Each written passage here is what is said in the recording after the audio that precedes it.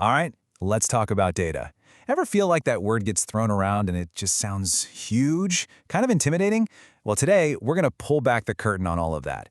We're going to demystify databases, and believe it or not, in just a few minutes, you're going to build your very own, right from scratch. So let's jump in. Okay, so just think about it for a second.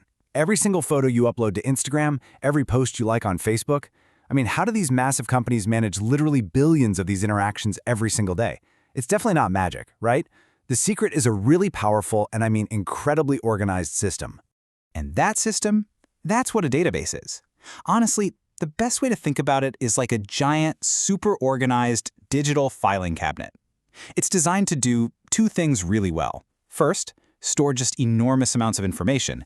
And second, help you find the exact piece you need in like a fraction of a second.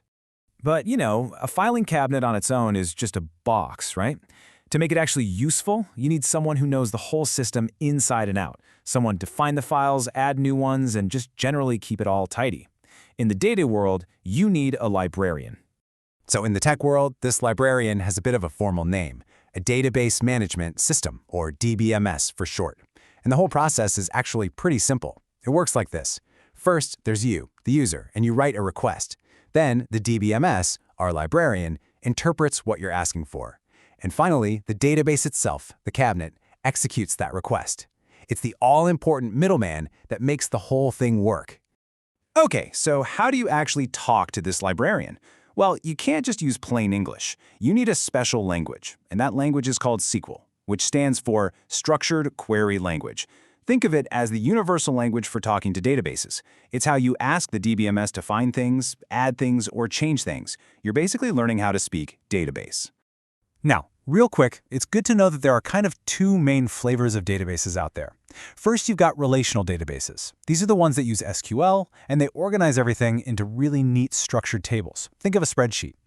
On the other side, you have non-relational databases, which are a lot more like flexible folders. For today, though, we're going to focus entirely on the structured world of relational databases. So what does one of these relational tables even look like? The absolute best analogy I can think of is a teacher's old-school class register. See? You've got these really clear columns, roll number, name, marks, and then each row is just one complete record for a single student. It's super structured, it's clean, and you just get it instantly. And every single table like this is made of two basic parts.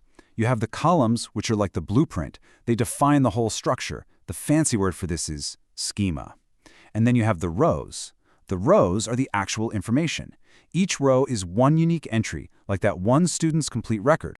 Okay, that's enough theory, right? Theory is great, but the absolute best way to really get this stuff is to just do it. So let's switch gears. We are going to build our very own database right now, from scratch. We'll create a table, we'll put some data in it, the whole shebang. Let's get building. And here we go, our very first command. Just look at how simple this is. We are literally just telling the system what to do. Create database, and then we give it a name. Here we're calling it college. It's almost like writing a sentence in plain English, isn't it? And boom, that's it. With just that one little line, we did it. We now have a brand new, totally empty digital filing cabinet called College, and it's just sitting there ready for us to use. Okay, so before we can start putting files inside our new cabinet, we have to tell the system that we want to open it up. And that's exactly what Use College does. It's basically our way of saying, hey, pay attention. Everything I'm about to do next, it should happen inside this one specific database. All right, now for the really important bit, creating the blueprint for our table. Let's walk through this command. We start with create table student. Easy enough. Then inside the parentheses, we define our columns. First, ID and primary key. This gives every student a unique ID number that can't be repeated. It's their special identifier. Next, name varchar 50. That just sets up a text field for their name, and we're saying it can be up to 50 characters long. And finally, age int is just a plain old number for their age. That's it. That's our blueprint. So when you see the whole command written out like that, it's really not that intimidating, is it? It's just a very precise, very logical set of instructions. So we've given our database the blueprint. Let's see what it actually built for us. And there it is. Look at that. We have a perfectly structured, but yeah, completely empty table. Our blueprint worked. The columns are all there, just waiting for us to start plugging in some actual student data. So how do we get data into this thing? For that, we use the insert into command. It's pretty straightforward.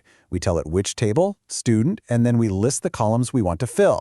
Then, and this part is super important, we provide the values in that exact same order. So here we go, we're adding our first student. ID is 1, name is Aman, and age is 26. Okay, so we've put data in, but how do we get it back out? This is where select comes in, and you are going to use this command all the time. The command is select star from student. Now, that little asterisk, that's a super powerful shortcut in SQL. It basically just means everything, or all the columns. So we're literally asking the database, hey, show me everything you have in the student table.